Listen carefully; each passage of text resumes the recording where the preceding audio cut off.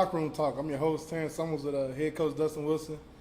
And last Friday night at Kenwood marked the midway point for the 2022 campaign, and the Jackets hit the midway point of the season with the unblemished 5-0 overall record and 2-0 in region play. Jackets put on a clinic Friday night in Kenwood with 308 yards total offense, 146 yards via Crenshaw's arm, and 172 on the ground. Crenshaw 8 for 11, 146 yards passing with 3 touchdowns. Chapman, Cromwell, and Flair was on the receiving ends of those passing touchdowns. Woodard, Crenshaw, and Hurst all found the Southside Drugs end zone via the ground. Jackets defense got on board with the safety while also allowing only 39 yards rushing and 2 first downs on the night. The Jackets had 0 punts and 0 turnovers in a 43-6 win at Kenwood Friday night. Not too bad, Coach. No, team ball, 6 people scoring touchdowns. However you record a safety and then your kicker scoring. So big game, a lot of different kids contributing. Obviously in defense is always team ball, but producing or the lack of production from your other team means good team defense. They had quite a few sets that they run, and there were a few plays that they ended up running, but all the kids adjusted, aligned right, and we still missed a few too many tackles, but that's what gets better hopefully throughout the year, so we're still working on it. And yeah, I thought that we did a good job of, they showed us a few things, not too much, but a few things out of their spread offense, and we kind of handled that pretty nicely. Speaking of defense, Joe Woodard again led the team in tackles, 6 tackles, led the defensive way for the defense, showing the defense can adapt to different offenses, what we just talked about. Yeah, they did pretty good in there, letting their athletes be athletes, a little rollout game there on us, but Joe obviously is our anchor. He's still doing his thing, so good stuff from him, but as always, good defensive line play, and when you got a kid that can throw it around like that, we've had some good secondary play, and then obviously it's always good to see young people playing in the second half, getting those valuable team reps, and I mean you can't replicate that in practice, so it's a good game. One more thing about this Kenwood game, then we'll move on. Offensive play, for me, I said O-line giving Crenshaw a nice pocket. Yep. And it's not just something that happened in Kenwood, it's something that's starting, happen weekly. I don't know how many sacks he's taken, but it ain't many. Yeah, we won't look up the number. Let's not jinx them. Yes, knock on wood. It does. It does look good, and that's something too with some kids playing ball together and getting your calls right and your communication right. But Kenwood had a different front than Rossview will bring to us this week. So on to the next one and next challenge, and let's do it again. We're gonna take a break here on Locker Room Talk. When we come back, we'll talk a little JV football and head on into talking about Rossview here on homecoming week.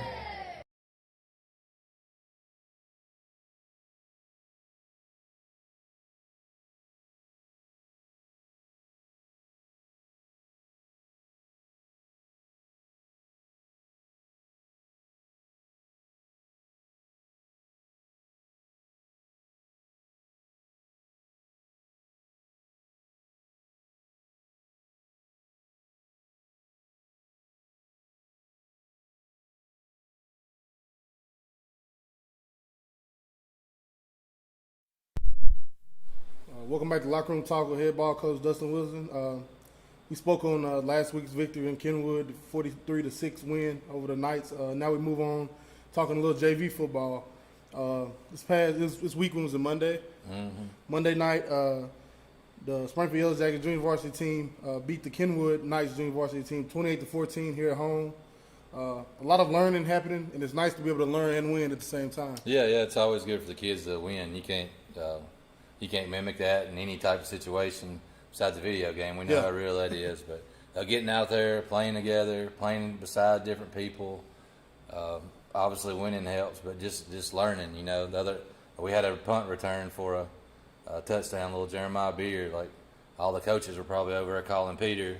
Yeah. Here he goes sweeping under it and catches it for a touchdown. So, yeah, great, everybody clapping and doing it. But then when we get to the sidelines, we're trying to coach him on, hey, different speed, different type, different situations, all that. You know, at the end of the game, we're actually trying not to give them the ball back. So we got 11 kids out there learning the milk, like how it does to wind the clock down, like just stuff you can't practice in a game. You can't practice at practice. You can only get it in the game. So very, very positive stuff coming from JV game again this week. And one thing I learned, I've seen, not only when I played, but also now, it's you see how those JV guys and the freshman guys, when they start playing them games, how the demeanor kind of changes a little bit. They're starting to learn the game and starting to see a lot of things they practice, they're not sure if, it might work on somebody. Is this really going to work? Coach is coaching me. Is it going to work against competition? And then they go out there and they're winning in JV games. Well, it's great. It's a big deal when you know you belong and matter, too. And, just kids going to practice every day. We've all been through the process. As a freshman, you're like, oh, man, what am I going to do today? Well, some of them it's hard to say I'm going to be like Ross Hugh's quarterback today and give them a good look. But you can really tell their true character and their pride in the game and how they want to play when it comes to their turn. And it does help the process tremendously when you give them an opportunity to play. So it's good stuff coming from Monday nights. And we practice for Kenwood all week, and then we go and play varsity, and then the next evening, which is Monday, we'll play for obviously what we prepared for with Kenwood. So they're starting to understand that as well as, practice does mean something. I'm not just a freshman or sophomore. No. Next Monday, I'm going to get to use that when their offense and defense does the same thing. So good stuff coming from JV ball right now. Like I said, a 28-14 win for the junior varsity team over Kenwood Monday night. And now we move on to Rossview, homecoming week. A coach's dream. Yes, sir. The Jackets host the Rossview Hawks on homecoming. Rossview comes into Springfield with a 2-3 record. Rossview Hawks are a disciplined, well-coached team with athletes that will stretch the defense vertically while also keeping you honest with the run. I'm personally excited to see this matchup come Friday night. Yeah, Rossview, bringing back the closest Clarksville team, if you will, if we're looking at a map. And they've always been coached well and play well and got a lot of kids and got depth. And, last year I think we learned the hard way, which not necessarily the hard way, but it was a 14-7 game. I think we were all looking at something else. Lesson learned from playing a year and a lot of juniors on the line and all that good stuff. So all focus has been on Rossview. And, yes, coaches try to get rid of the distraction with homecoming and not saying it in negative manner. It's just something else for the kids to do. So we try to keep their focus on. It's been a couple good days. We've been dealing with the heat this week in September. It's been kind of wild. But, yeah, we've been getting it done and trying to prepare for Rossview.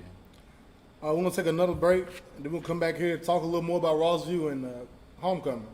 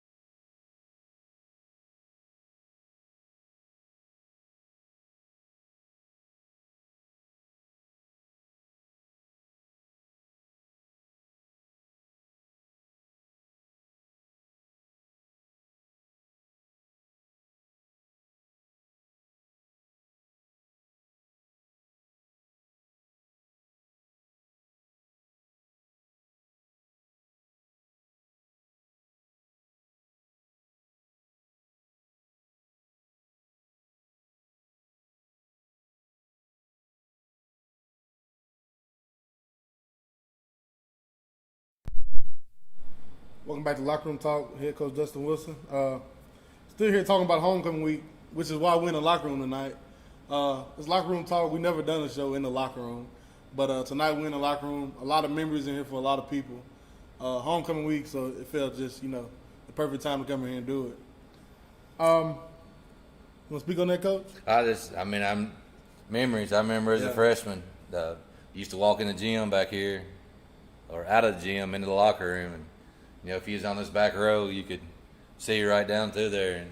And just as a freshman, when I come in, I got number 5, so I was in my numbered locker, and just by the people that was down through here, just going down through the locker room, thinking who was dressing or who was near you. This, I don't know, it's 5. Toby was 7, and who was 11? Troy, 11, and Jarrell 15. Just looking at it, and I remember always walking out of the locker room back here on this end was 47, and when I was in high school, that 47 was a bad man. Yeah. It was Carlos first, but then here come Tremaine, but they were always at the end in your locker number, and just some good stuff going on. Locker room most time it's good stuff. That's where you grow up. So hope all y'all out there is bringing you back some memories, seeing these old rusty lockers that mean a lot to everybody. Yeah, I remember I told my dad about the locker room. He said, "Yeah, that corner over, that's my corner. Someone over there." And I came out, looked, I was like, "Yeah, 44 is in the corner." Yeah, that's right. That's crazy stuff.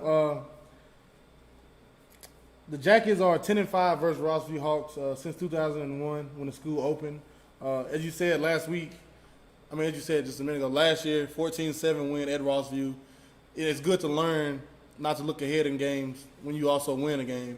Yep. But also homecoming week, like you said, it's not. You don't want to call it a distraction so much, but it is. You're still trying to play a football game. But it's good to have the community coming back and a big game against Rossview here at home to open up a 2-game home stretch. Oh, yeah, that's all coach speak. It don't matter if it was a fire alarm during the day. Like, coaches don't like it. Like, we want to do the same thing every day, day in and day out. So homecoming is just extra that, again, I'll just use the same thing. It ain't no different than a fire alarm going off during the day or air conditioner off the day. Like, all that good stuff that happens. Like, it's just a distraction. So homecoming is just something else we got to get through, and it'll be great. I know there's a 50-year reunion, if I say that right.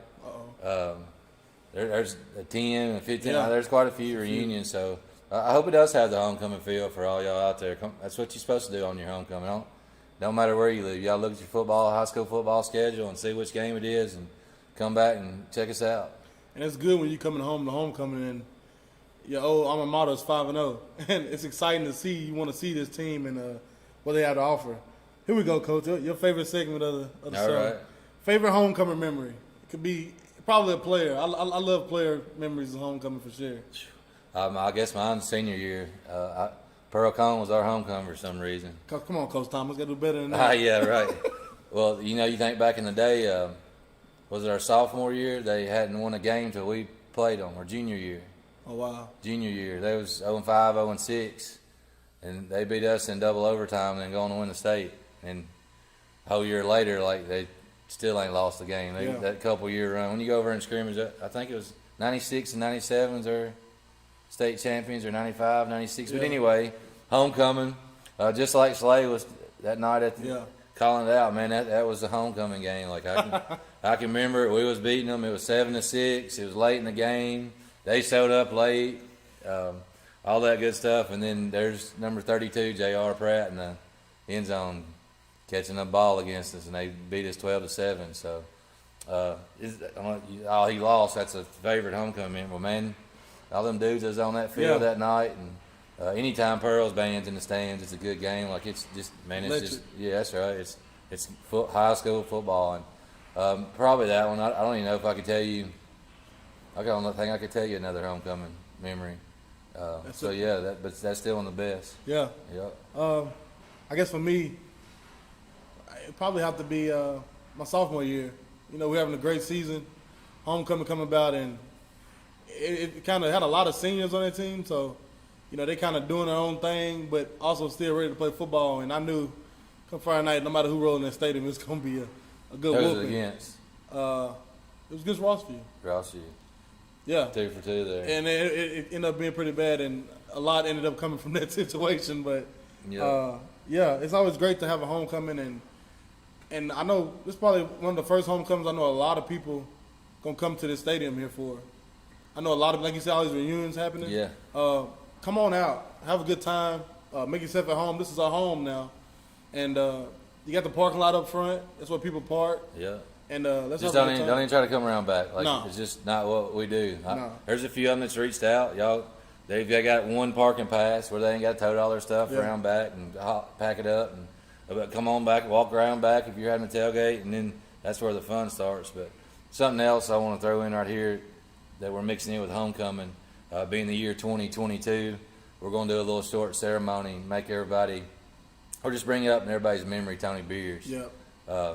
His struggles and what he went through from the game of football, and his world and never giving up, and obviously his unfortunate passing. But he's got some family members, and got them.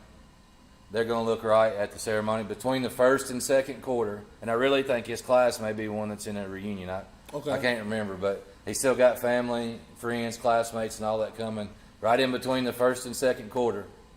They'll be standing on the 22-yard line. That's And nice. As long as I get the kids on the same page with me tomorrow, it won't be painted. So that little tick mark won't be painted. And we'll have a little ceremony just refreshing everybody about Tony and why 22 ain't war no more, and just bringing him back up for everybody to remember the man. I enjoy it because I want to hear the story too. I don't know. I'm sure your age, you just something you always heard of but never knew, and got a good screw up, and that's what we're going to do between the first and second quarter. That's good. I'm glad we do things like that, Coach. Yeah. It's a real class act. And then here I got tomorrow night, we'll be at historic Boyd Smith Field honoring Coach Holman. I heard. That'll be the ending of something. And Coach, man, he over 800 wins in basketball and football. Nowhere near 150 losses.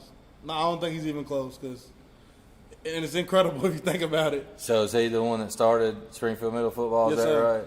right? I think I heard like Coach Atkins that Joe Burns maybe helped him, or Yeah, he did. that was his first year or something. But I didn't know who started it or whatever. But man, what's that? What year was that? All the years and stuff. Not for sure off the top of the It's head. got to right be now. close to 30 though. Oh yeah, he spent there. Well, yeah, just how long it's been. So maybe not just him, but the Oh. age of it. Because Has this to is be. Coach Holman, but this is the last Springfield Middle game too, Yeah, right? this is. But I think I look back and I think that first team he had coach was like in 84, 85, something like that. I know exactly how old that is. I come in 1980, so Yeah. I'm not 4 years. That sounds like about 38 years Yeah. to me. And historic program, a lot of winning, a lot of good players coming out of there. And tomorrow night we're going to honor a coach and honor Springfield Middle School program, 8th grade recognition night. So what's that look like? What's the plan? So we'll be there broadcasting. All right. We encourage everybody to come out. With Coach Holman? Yes, sir. You're going to be in the booth telling all his stories, letting them all Lord. out. That middle school game ain't long enough for that. Them 8-minute quarters go by fast. Yeah, but we'll broadcast the game. We'll start at 5 with a tailgate out back, 5:30. 5:45 to honor the 8th graders for 8th grader recognition night. Game will kick off at 6. And at halftime, they have a situation for Coach Holman on the 50-yard line. All right. And we'll be there all night, having a good time, celebrating Springfield Middle School football, celebrating Coach Holman, and I think it'll be a nice thing. Yeah, absolutely. Anytime something closes down, ends, it's finished, it don't matter whose choice it is. We don't have to get into all that. It's just over with. You want to talk about it because from then on, it's all it is memory. So closing it on a chapter on a good one and all the years, and it's nice that they're doing something for him. Yep. And the program, him and the program. Like we said, Rossview Hawks coming in Friday night to take on the 5-0 Springfield Yellow Jackets. Homecoming, we encourage everybody to come out. Let's turn this stadium up and get ready for this 2-game home stretch we're going to have. The Hayes in the barn for the Jackets. Get ready for this homecoming matchup. We encourage all to come out, have a good time, and as always for me, go Jackets.